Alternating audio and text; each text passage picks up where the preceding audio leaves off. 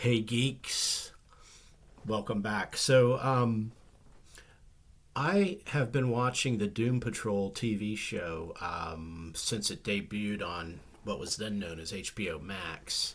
I think in 2020, during the height of the pandemic lockdowns.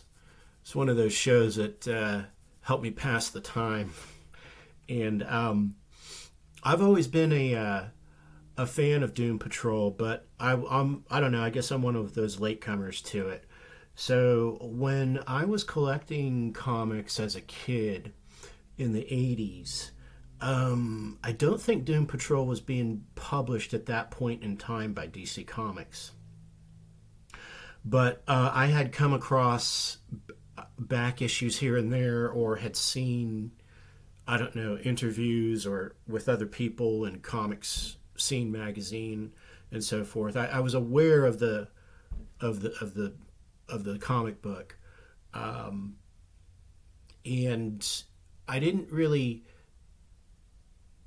start getting into reading any of it until probably like I don't know, probably around 2010, I think, 2011. Because I was buying the Grant Morrison run.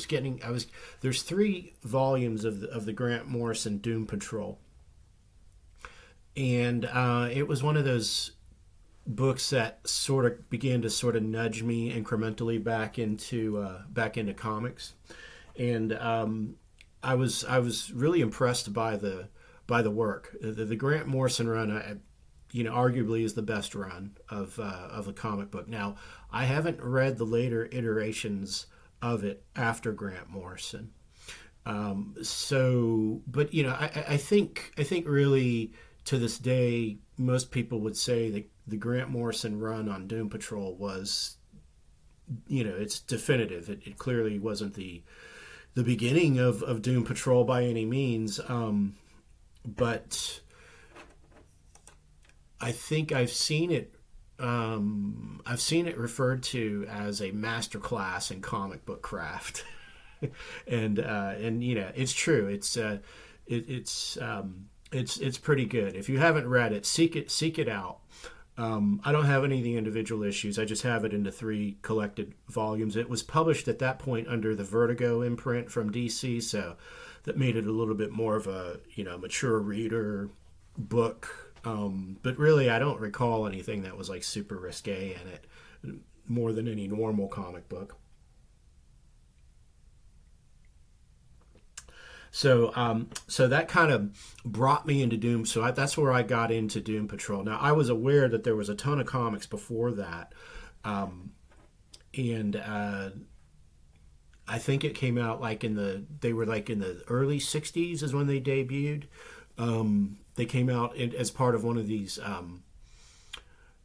They were a superhero team in a comic book that was not named for that team. I think it was My Greatest Adventure, and then eventually My Greatest Adventure turned into Doom Patrol, I think around issue 83 or something like that. It's kind of like with Challengers of the Unknown. I think they were in a book called, was it DC Showcase, I think, and then eventually, the popularity of the superhero team forced DC to name the book after that team.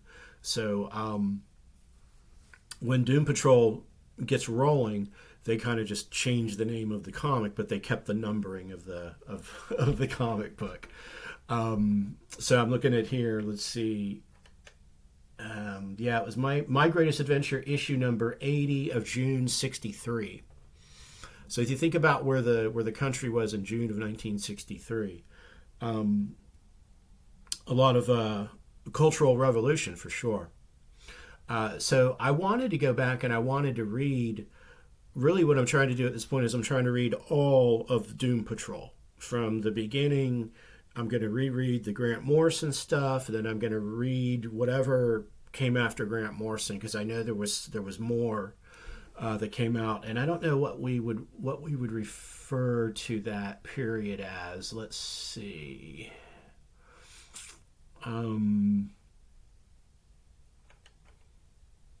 the way Wikipedia has it broken up is Rachel Pollack, John Arcudi, John Byrne. Yeah, I knew that Byrne had done some Doom Patrol, so this is around the 2004 period. Definitely want to read that. Keith Giffen, I definitely want to read what he did with the team. That's looks like that came out around 2009. Then there was a reboot yet again in the New 52, which was September of 2011. Gerard Way in 2016. And that was, then there's something called Unstoppable Doom Patrol that came out in March 28th of 2023. So that's running now, I think. I wonder if I grabbed one of those issues. Anyway, yeah, I want to go back and I want to read. So I'm going back and I'm reading all of it chronologically. And of course, I can't go back and buy all those individual issues. I mean, I can, but that's an expensive proposition. Not to mention all the time spent trying to track down all those issues. So I've got the next best thing, which is the Silver Age Omnibus, baby. Yeah. And it's a take 30 of these and you can build a house that can withstand a nuclear detonation. So this starts from the very beginning. This starts, let's see if we can look at the cover. Yeah, this starts at issue number 80 of My Greatest Adventure, introducing the Doom Patrol. And you've got on here Negative Man and Larry Traynor and Cliff Steele, Robot Man and Elastigirl, Rita Farr, and General Immortus. So if you've watched final season of Doom Patrol, the TV show, Immortus is the centerpiece of that show. That's the cover right there from their very first appearance. Yeah, Immortus is that old-looking dude. So, where am I? I'm almost halfway through. I'm on page 453. And there are 1,073 pages of comics in here. So,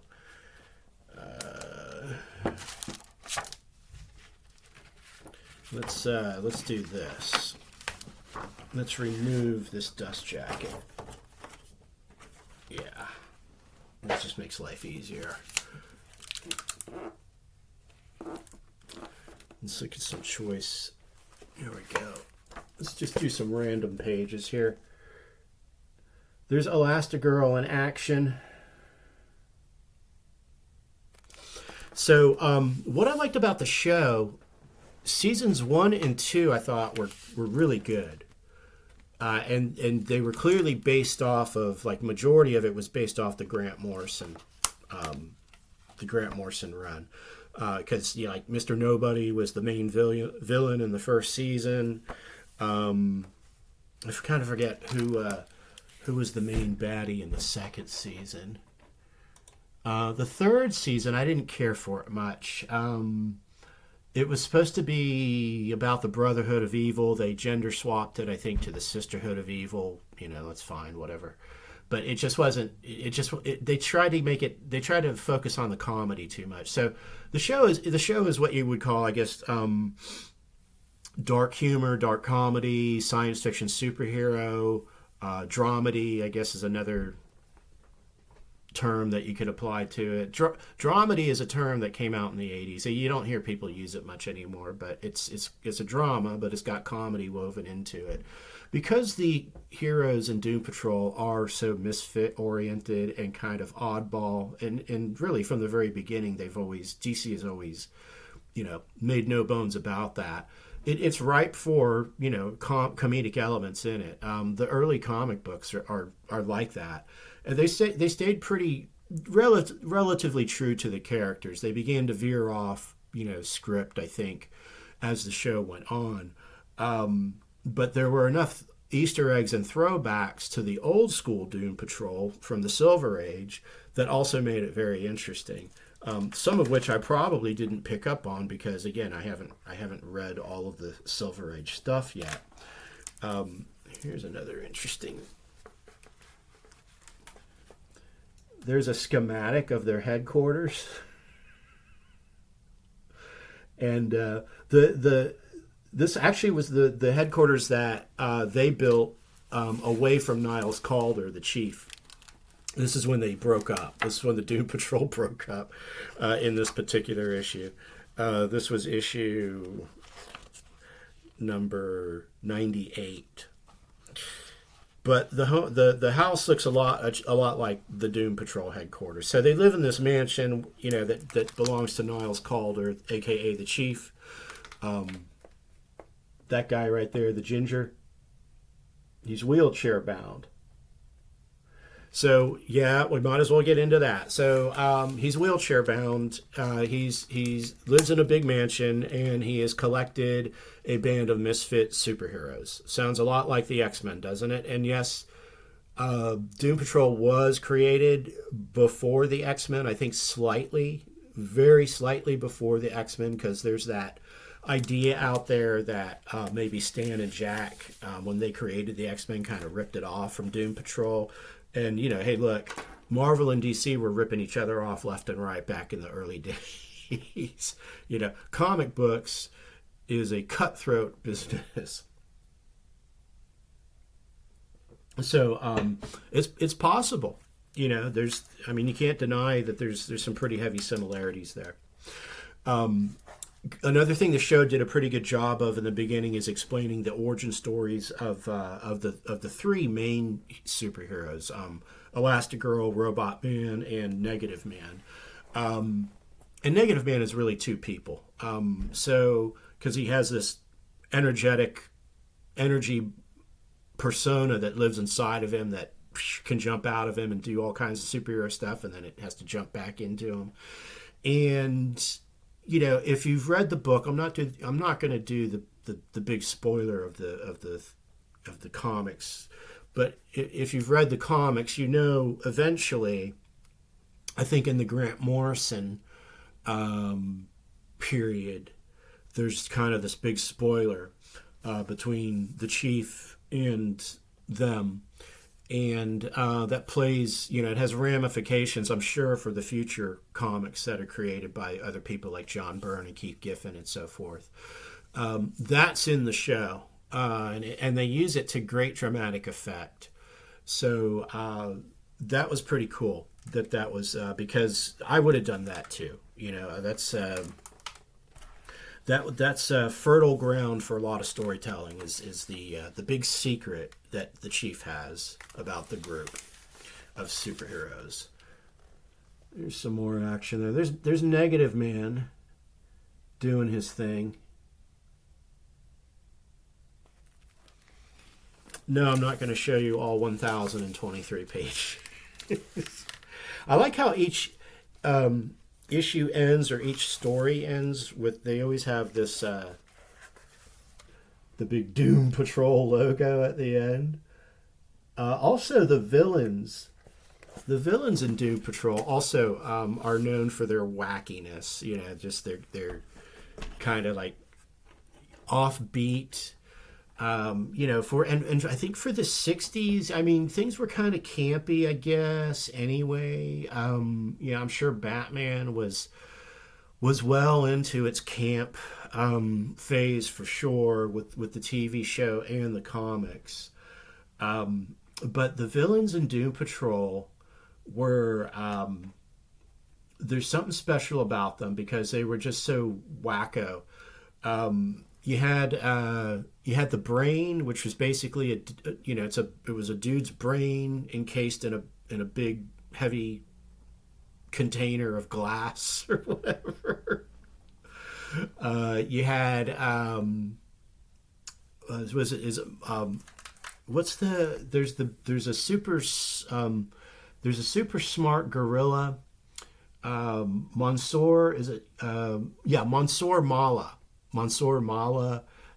He's like this paramilitary guerrillas that got like the beret and the the chain of shotgun shells, and they're part of the Brotherhood of Evil. And again, shades of the X-Men there. I mean, who was it? You had the Legion of Evil Mutants in the X-Men, or whatever they were calling themselves, the Hellfire Club, or and so forth. So, there's even, I guess, there's even been some speculation that Fantastic Four might have been influenced by the Doom Patrol, or vice versa. I don't know, but Monsieur Mala and the Brain.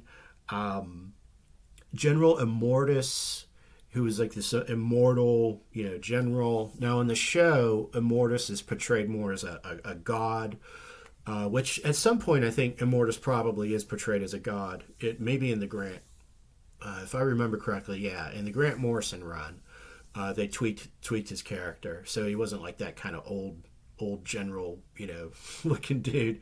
And then probably the most famous villain would be Animal Vegetable Mineral Man, who's a guy that's he's part animal, part vegetable, part mineral.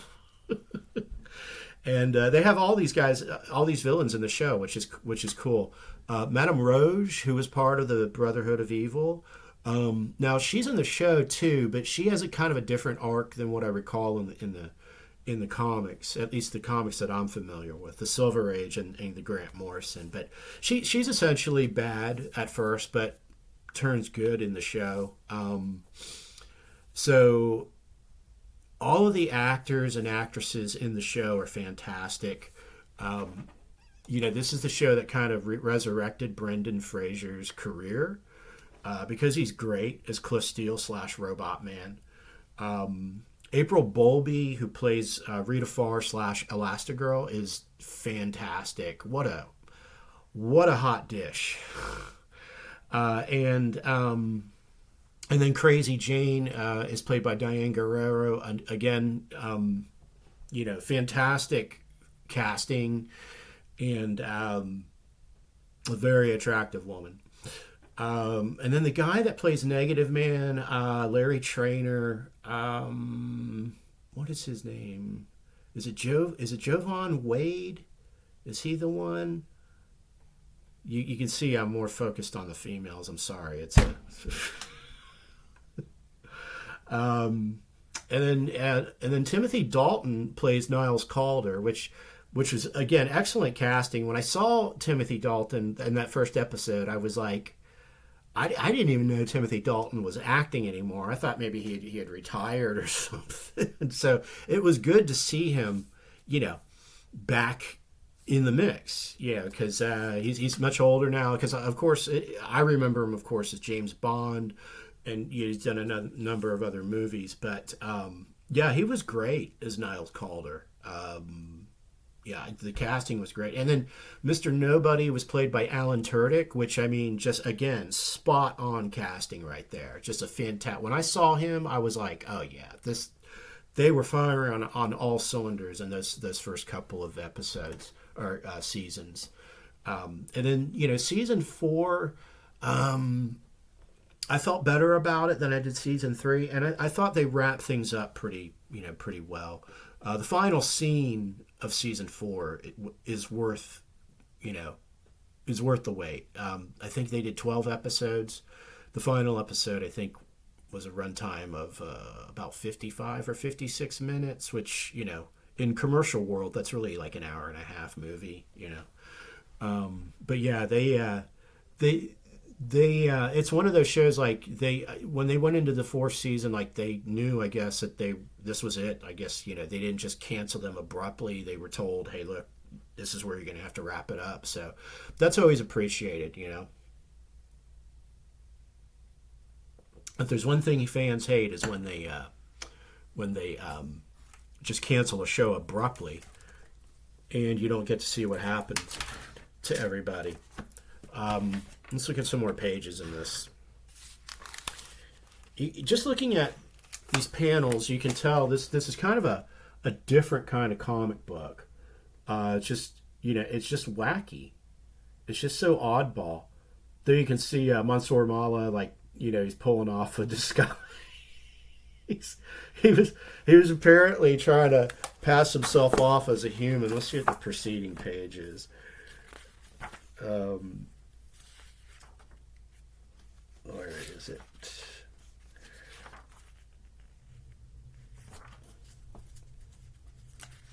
I just read this issue too. Oh yeah, here it is. He's trying to pass himself off as a logger. That's him lifting the tree. So he's got a barely human mask on, and he just kind of pulled his cap down over. You can see that he's still got like all the facial hair underneath the masks. So like he doesn't even try to do a great job with the costume. And see, that's the kind of thing, like they would play that for laughs on the show. That's and rightfully so. Let's see what else. Interesting thing about this, I'm not super familiar with. I think the artists, Bruno Premiani, and then Bob Brown. But mostly Bruno Premiani did these Silver Age books. What I did notice kind of thumbing through it, though, is the art, continues to improve. Here's issue 109. The covers begin to improve. You can see just a more dynamism to the cover, more of a traditional look. Mandrid the Executioner. And I love those checkerboard covers from DC back in the day. They should bring those back.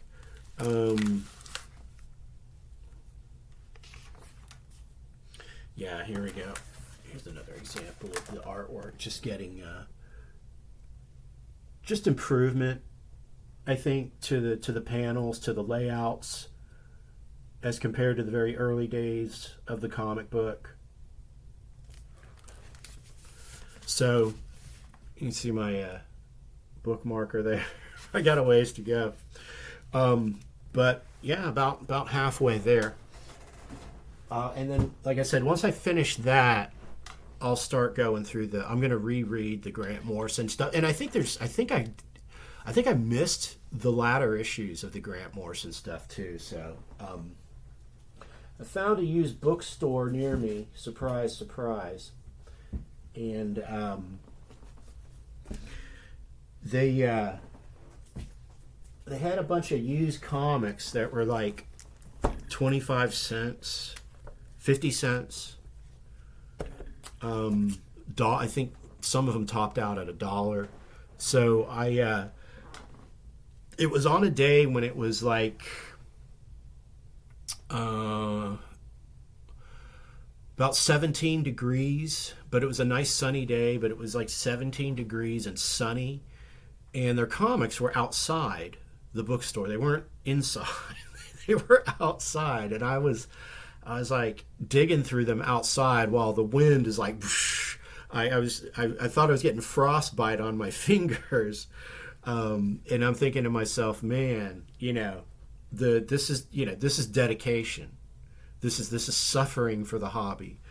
But I found they had a lot of free comic book day stuff. So I found this Star Trek Day of Blood Prelude. I don't know much about it,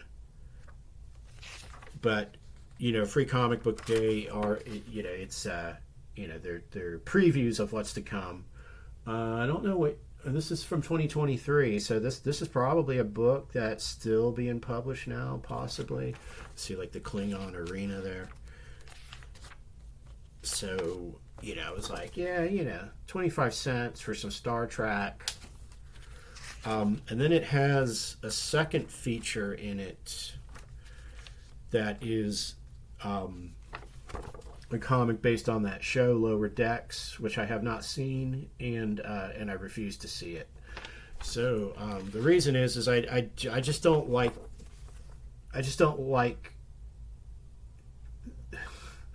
why do I not like it? I don't like it because I don't think that I don't think a funny, humorous ha-ha Simpsons-like cartoon has a place in the Star Trek universe. I just don't think the intellectual property that Gene Roddenberry created lends itself to that kind of thing. I like my Star Trek to be like it always is, like more serious and dramatic, with little bits of humor, character humor, that punctuated in there. So anyway, best of 2000 AD. That's Judge Dredd. That's a pretty cool cover. When they could make it to where he maybe pops a little bit, because at first when I saw the cover, I just thought, oh, that's a cool architecture cover. It just kind of blends in with the background. But anyway, yeah. So this is just some current Judge Dredd stuff that's coming out or did come out in 2023. And not just that, but also 2000 AD, which is the English, I guess, anthology, science fiction anthology, which I have a few issues of that from the 80s. That's how I first came across Judge Dredd. But there's a really cool looking Kevin O'Neill artwork in here, the Terror Tube. And Kevin O'Neill's a really cool artist. There's a few pages from that. So you have this like triangle-headed looking dude flying around on, on these. He looks like Orion on his little, attack craft, or even like the Black Racer from Jack Kirby's Fourth World Saga. Yeah, I just like the way the guy draws. He's a tight penciler, but there's also like there's a looseness to it as well, to how this guy does his artwork. So that was cool.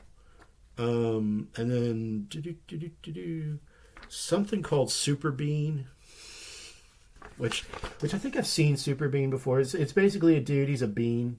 He's a string bean. He could be on the Doom Patrol for sure. He would actually fit in well with the Doom Patrol.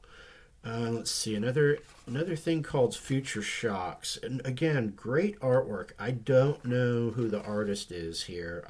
It looks familiar to me, but I cannot place the name. So if you know by looking at this, drop a comment below. You see that turtle there with the pyramid on top, and then I guess it looks like it's a flat Earth. So it's playing into that mythological motif of like the Earth is held up by a turtle. There's no artist credited here, so I'm not sure. Street Fighter number 100. I don't have any Street Fighter comics, but that's why I grabbed this one, just to check it out. It's in that contemporary sort of anime manga style, but it's super colorized. So it's semi manga, but I don't consider it to be like, I don't know what I would call true manga. The color, the digital coloring makes it look too corporate.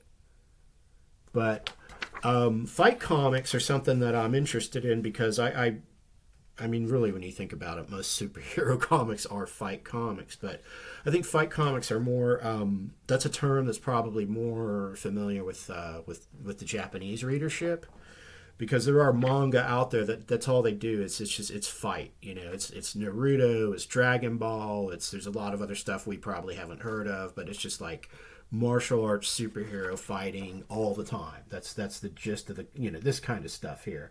And that's pretty much what Street Fighter is. It's development of all these different characters who know how to fight, and they fight. This looked interesting too, as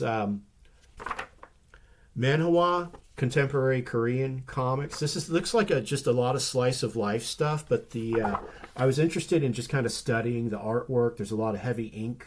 I think it's all black and white. A lot of it looks like it's kind of just rough brush inks, definitely like on this panel here. And it's, yeah, it's just comic creators from Korea, I imagine, and they just kind of assemble them into this anthology. So different art styles, mostly slice of life type stuff, which I'm interested in slice of life comics. For those of you that don't know, slice of life is essentially like comics that basically are just about people's everyday lives.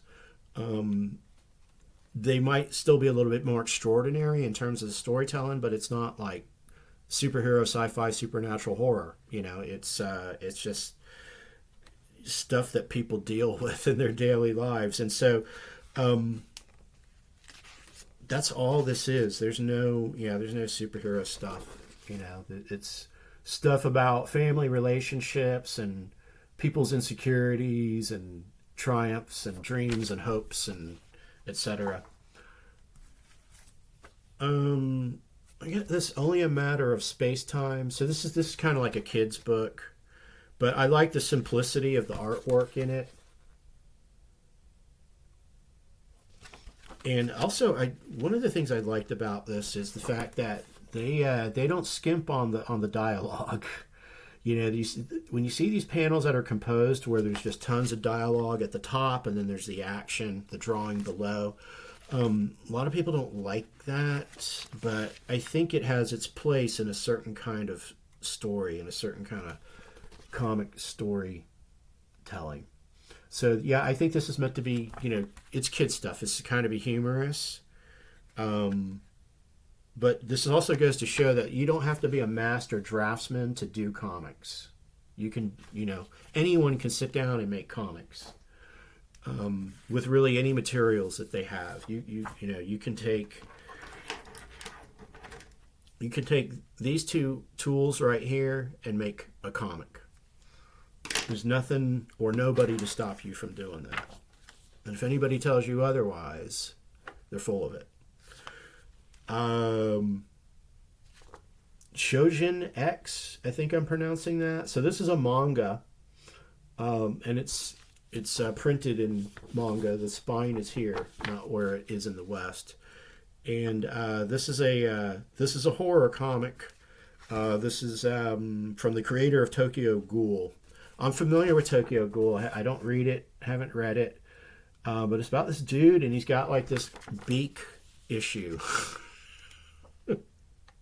So, but I love the way this old man is portrayed, though. I like the way he's drawn. Interesting thing about manga is like sometimes you'll see these flourishes that aren't necessarily manga, but they'll pop it in there. I don't know. It could be wrong.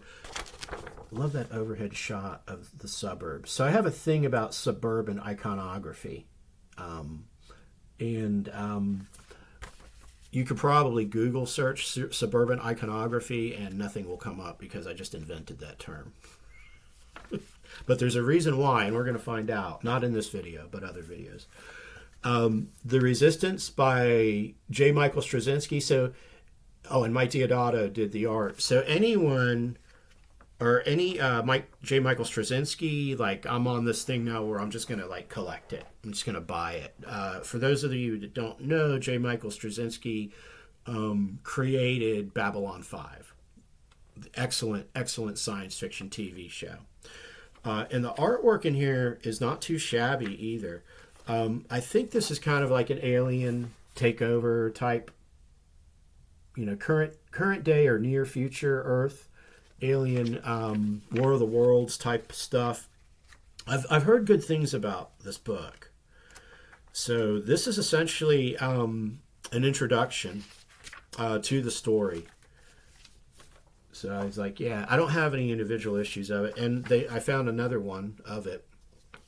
I don't know if you would consider this to be like an issue 2 of it, but it's definitely. And I don't know if I'm gonna like. I probably like won't go out and like seek all the individual issues of this comic. I'll probably just try to find a used trade paperback collected version of it. But yeah, I want to read more of J. Michael Straczynski's stuff. He's an interesting creator, and I have his biography. I still need to read that. And then I found this. Mistook Wars, issue 404, the awesome finale. Look at that cover. And it was not $3. It was $1. And I had never seen this comic before, but it looks 90s. There's good 90s and there's bad 90s. And this looks like good 90s. Let's see who did the artwork. Oh, look at this. This dates it. There's a Super Mario Brothers the movie, not the Chris Pratt one, the John Leguizamo and Bob Hoskins one. Which, you know what, I still have not seen that movie, and I've heard it's actually vastly underrated. I think I have it on DVD. Anywho, yeah, okay, so this is even better. All right, so Mistook Wars, writer Dan Abnett. Okay, another one. Like he's like Straczynski. If I see that it's a Dan Abnett book, you buy it. Anything Dan Abnett. Dan Abnett is just probably doesn't get enough accolades, really. Brian Hitch, art. I'm not familiar with Brian Hitch. The name sounds familiar to me, but I mean, this is got a splash page upper panel here with looks like some members of the Avengers and the X-Men, and then I guess this is the dude in blue who looks like the Predator. I guess he's Mistook. I don't know. I don't know anything about this book. It's definitely 90s. This is definitely 90s era comics. Let's see. June of 1993. Yeah, it's just gonzo, man. It's just gonzo comics. 90s gonzo comics. There's probably not even a plot to it. It's just, every page is just, full on stylistic action. It just goes and goes and goes, man. It just goes. So yeah, it's also a wraparound cover, isn't it? No, it's not. Yeah, it is. It is a wraparound cover. Oh. Yeah. All right. Well, I'll probably have to go find the other three, which will be fun.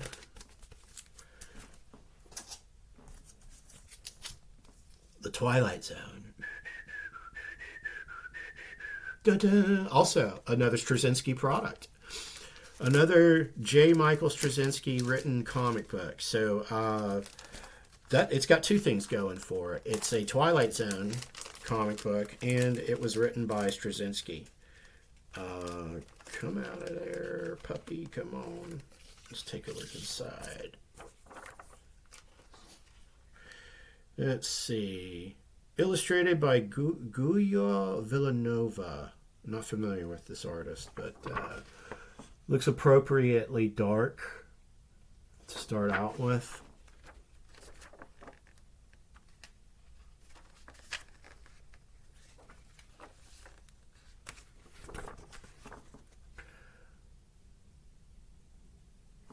Again, too much digital coloring, though.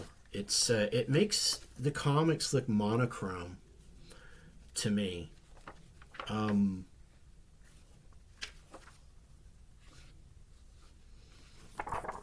mean, the artwork is serviceable for sure to the story, but the coloring there's nothing that pops in this book for me. It's just there's just, I don't know. It just looks bland. It looks monochrome. So the story might be awesome. Let's see, when did this come out?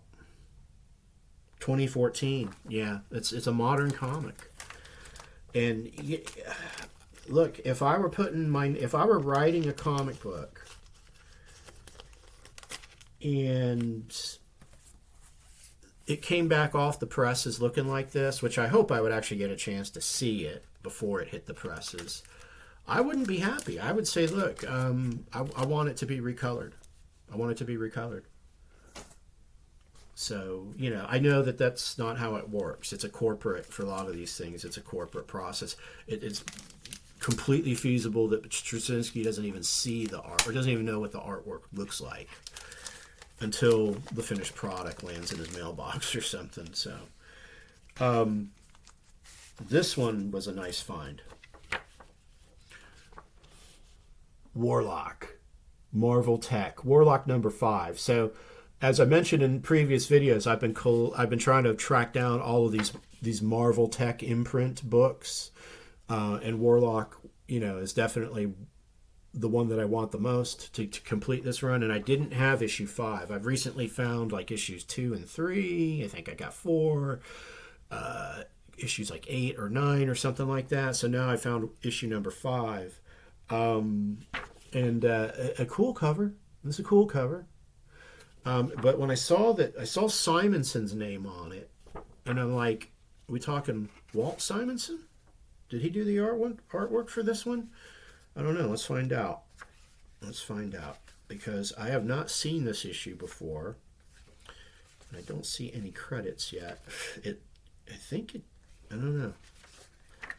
Back in the day, back in the 90s, they used to put the credits at the end of the comic book. So let's look in the back here. Well, I don't know. I don't see any. There's got to be some credits in here somewhere. Maybe I'm missing a page. Here we go.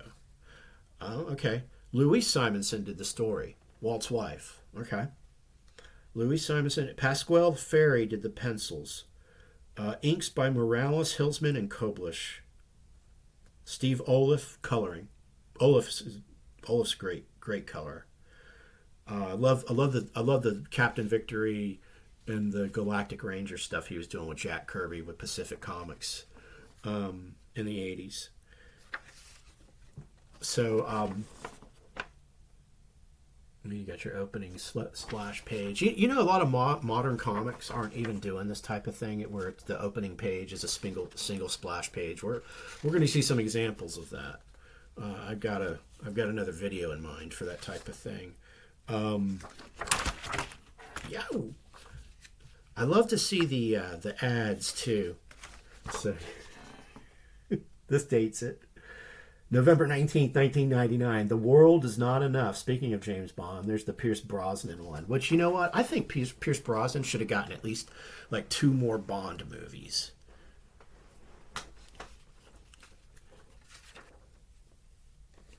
Alright, let's find some more choice panels in here. So, I'm not familiar with the artist here. On these M-Tech issues, though, oh gosh, I can't remember the guy's name, the artist's name, but he does a fantastic job. But here's some cool panels. Spider-Man gets involved, guest appearance in this issue.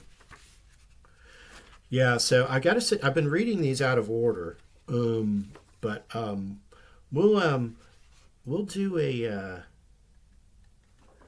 Actually, I say Spider-Man is in this issue, and he is, but I forgot. They kept inserting these bonus Spider-Man stories into it, so it's not part of the Deathlok story.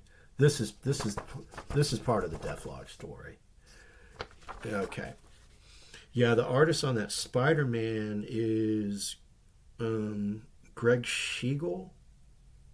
Oh. So let's bypass the Spider-Man. The artwork, I like the artwork though in that Spider-Man story. Oh, that's a shame. Okay, so after that Spider-Man story, what they were doing is they were putting the Spider-Man story in the middle of the issue, and then the Deathlok story would continue. But they didn't do that in this one. They dropped in like a whole Spider-Man. It takes up half the comic book, so that's actually kind of lame. I didn't buy this comic for Spider-Man. I bought it for Deathlok. So anyway, I'm sure it will make more sense when I read all of those in order. Justice Machine, featuring the Elementals. Dark Force Triumphant. So I started buying Justice Machine when they first came out. Like, I've got probably the first 5 issues of it. And I've been picking up these other issues as I come across them. I'm not even sure if I like Justice Machine. This was published in July of 1986. So, and this is issue number 3. So I have this issue. It says 4-issue miniseries. No, I have the other run of Justice Machine. If I remember, it was not a 4-issue miniseries. But anyway, all these characters look familiar to me. So this was by Comico. They're no longer. I don't think they're around. No, they're not around anymore. But they were one of these, upstart comic book publishers. Those are cool pages there. They were one of these upstart comic publishers that came up in the 80s in the direct market, trying to take on Marvel and DC, and, came up with a whole stable of new superhero characters and so forth. And, some of the books probably didn't sell that bad. I think the Justice Machine proper comic book, I think, had a pretty decent run. Check out this ad here. The Robotech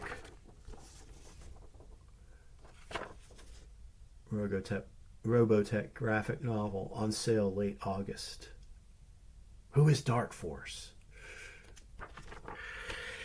So, one of the things that kind of fascinated me with Comico, with their product, was the coloring.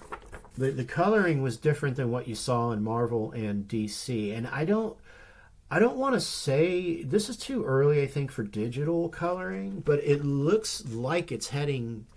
There's a lot of use of sparse backgrounds in these books, and by that I mean there's just like this panel here. There's no background.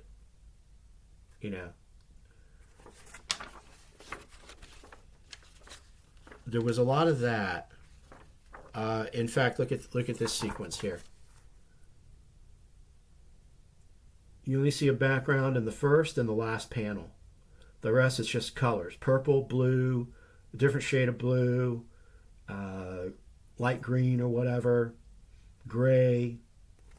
So yeah, all their books looked like that, and I don't know why, and I normally I would not like that, but for some reason it worked with these comics, and I don't know why. I just know that it wasn't like, I don't know, it made it look different.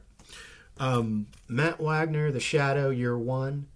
This is published by Dynamite. So I've been on this quest to collect all the Shadow mentioned in previous video, and I found this one.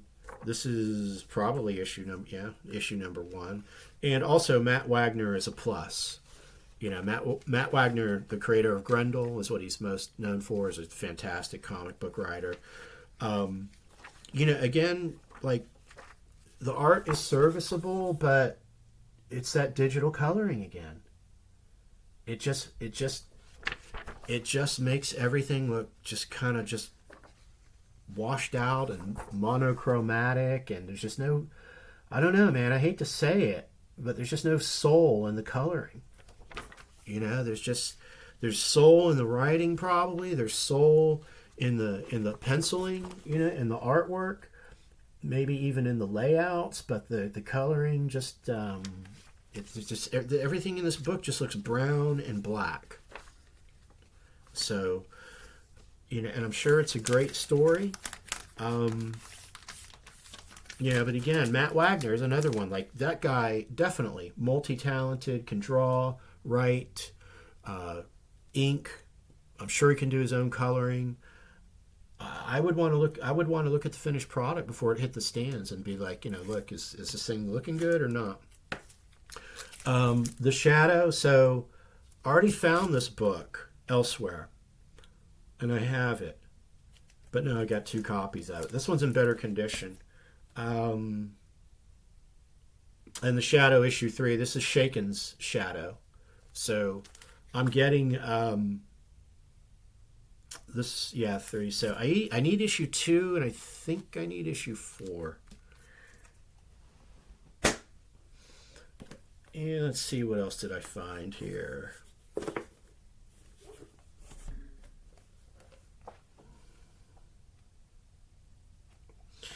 So I found this book, The Dance of Life, by Victor Vernon Wolfe. And it just is, it's metaphysical, let's just put it that way. And anyone who reads comics, I think, has some knowledge of the metaphysical. You may not be into it. You may not. It may not be a topic of that concerns you so much, but you're being exposed to metaphysical ideas in comics. In case you didn't know that, you are. So whenever I come across books like this, I'll thumb through them, and if they look interesting. And this one looked interesting. So what I'm interested is if you get 20 books like this by different authors, and you were able to combine them, let's say you were able to have the time to sit down and read all 20 of those books in a row, and you were able to take notes, what would be the conceptual linkage between each one of the books? What would be the overarching themes? What would be the equivalent ideas to the other equivalency of ideas that it's pattern recognition. What is the pattern of ideas that you would see in each one of these books? And that's kind of what I do.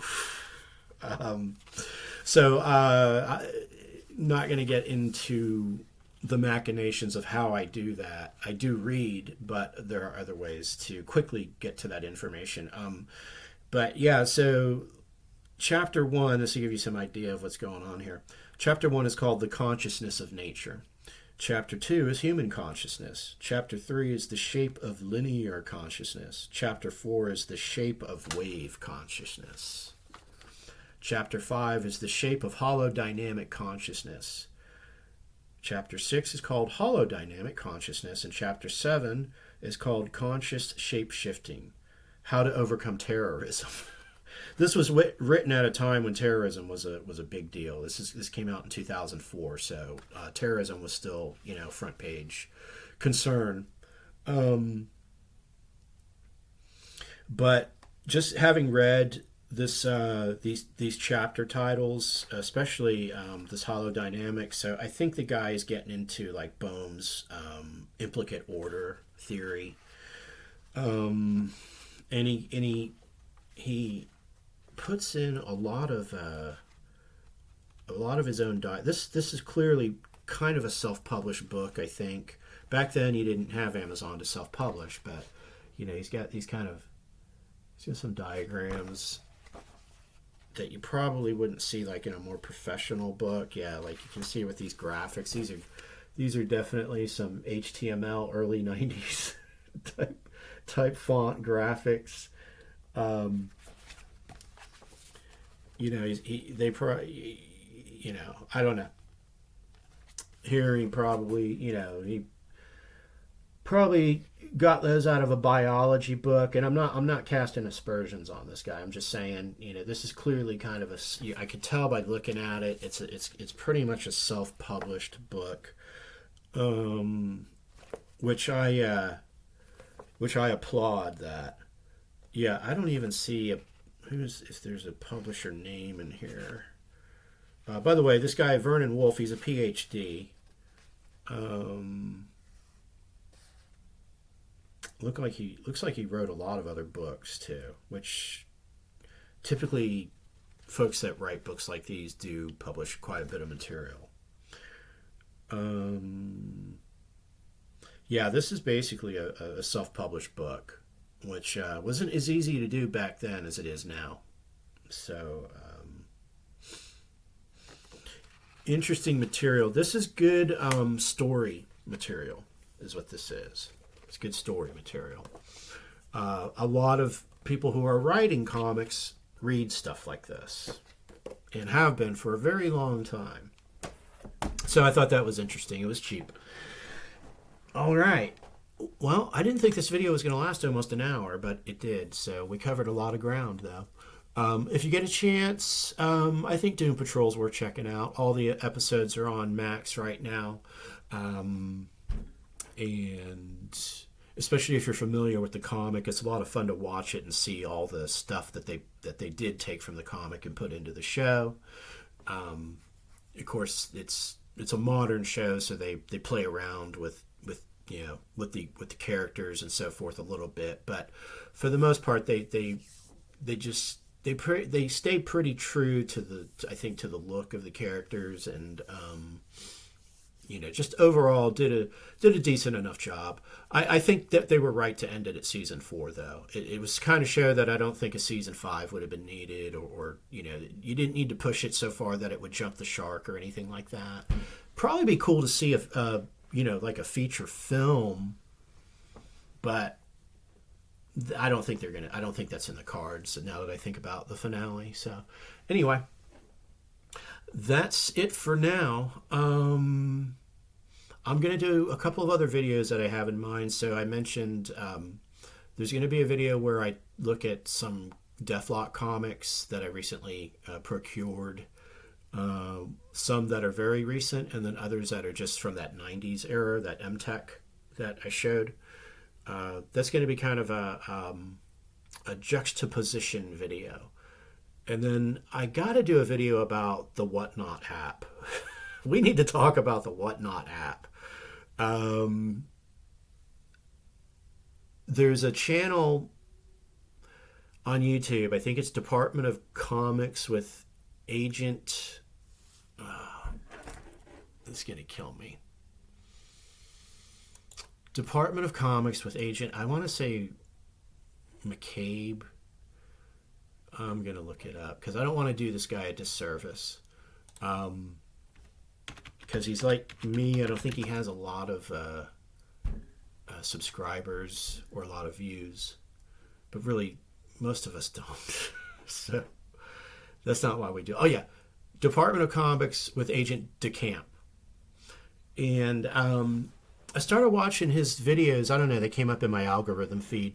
Started watching his videos about a week ago, and he was doing his thing, going through the recent comics that he had procured, and he kept talking about I got these for $1 at Whatnot, and I'm thinking to myself, oh, he must have a local comic book shop called Whatnot. That's a cool name for a comic book shop, And he kept saying it, and he was like, yeah, he's like, these are easy to get for $1, especially when there's not that many people in the auction. And I'm thinking, well, I don't know any local comic book shops that auction off. I mean, I'm sure they maybe do, but I've never seen that ever happen before. So that's when it dawned on me. This guy's talking about an app, So I went and looked, and sure enough, the app is there. And I downloaded it, created an account, and wow. Wow. Social selling is insane, man. I think it's the next... Well, I don't know if it's the next big thing. I think it's a big thing now. So I have some interesting experiences with Whatnot in the past week, and I got to make a video out of that. So that's on the docket as well. All right, friends. Until then, enjoy the rest of your weekend and stay geek.